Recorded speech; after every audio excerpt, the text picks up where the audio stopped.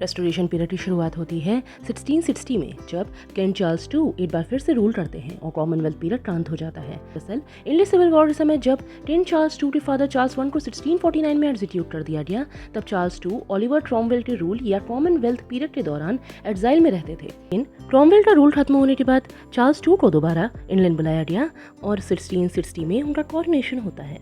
यहीं से restoration age start होती है। रेस्टोरेशन एज में प्यूरिटनिज्म के अगेंस्ट आवाज उठाई गई, क्योंकि कॉमनवेल्थ के समय प्यूरिटन्स ने कैथलिक्स को सप्रेस किया था।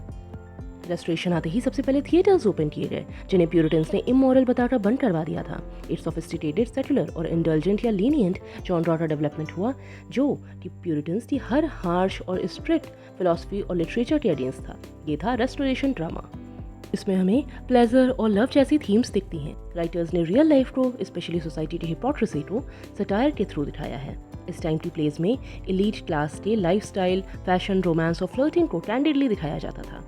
लैंग्वेज विटी और डायलॉग्स में आयरनी होती थी। विटी प्लेज, फ्लर्टेशियस डायलॉग्स और डबल इंट्रोडास का यूज मेनली सोशल नॉर्म्स को मॉक करने के लिए किया जाता था। डबल इंट्रोडास का मीनिंग होता है वो फिगर ऑफ स्पीच जिसमें एक ही फ्रेज या सेंटेंस के दो मीनिंग निकाले जाते हैं।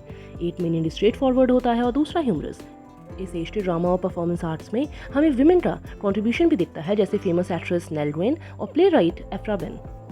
इस एज के दो मेजर इवेंट्स थे, द ब्यूबॉनिक प्लेग, जिसे हम ब्लैक डेथ भी कहते हैं, और the great fire of London. 1665 में लंदन में ब्यूबॉनिक प्लेग से लगभग 70,000 से लेकर 1 लाख लोगों की मौत हो गई थी, यानी तब की पॉपुलेशन का लगभग 15%। और सिर्फ 8 साल बाद ही 1666 में लंदन में एक बहुत बड़ी आग लग गई, जो कि 4 दिन तक चली। ये आग एक बैटरी से शुरू हुई थी और पुराना लंदन, जो मोस्टली लकड़ी के घरों से बना था, जलता चला गया। इसमें लगभग 13,000 बिल्डिंग्स जल रही थी। रॉयल सोसाइटी एक ग्रुप था साइंटिस्ट और थिंकर्स का, जिसे किंग चार्ल्स II ने सपोर्ट किया। इसका एम था साइंस को प्रमोट करना, एक्सपेरिमेंट्स करना और लॉजिक से काम लेना। इसके फेमस मेंबर्स थे Isaac Newton, Robert Boyle, Christopher Wren etcetera. ये लोग नेचर को समझने के लिए ऑब्जर्वेशंस, एक्सपेरिमेंट्स और प्रूफ का यूज करते थे। रॉयल सोसाइटी ने रेस्टोरेशन एज में साइंटिफिक थिंकिंग और एजुकेशन को प्रमोट किया, ताकि लोग मैजिक और सुपरस्टिशन के बजाय साइंस और लॉजिक में विश्वास करने लगे। इस एज के फेमस राइटर थे John Dryden, Aphra Behn, William Congreve, George Etherege, John Bunyan and William विचर्ली।